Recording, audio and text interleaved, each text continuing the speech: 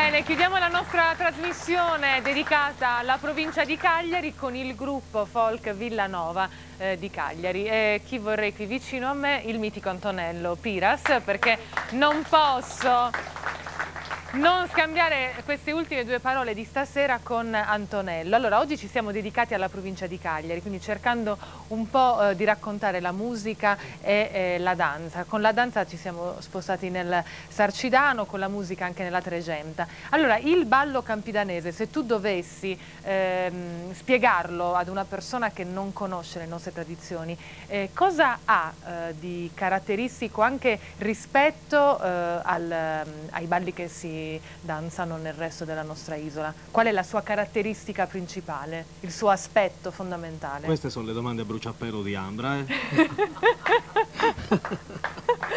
Facili, però facili, perché non le faccio a chiunque, ma le faccio a chi se ne intende. Allora, c'è da dire una cosa, che il ballo sardo campidanese è un ballo basato soprattutto sull'inventiva del ballerino. Cioè, mentre altri passi come su Ballittu, come Passo Corrao, hanno dei passi ben precisi, il ballo campidanese, ballo per launeddas, veniva danzato dal danzatore esperto proprio cercando di assecondare i ritmi musicali a delle forme di passo molto elaborati.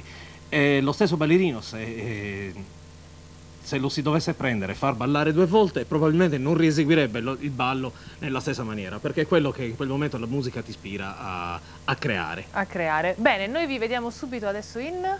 E un ballo capitanese e ballo a passo appuntao. Ballo a passo appuntao con il gruppo folk Villanova di Cagliari.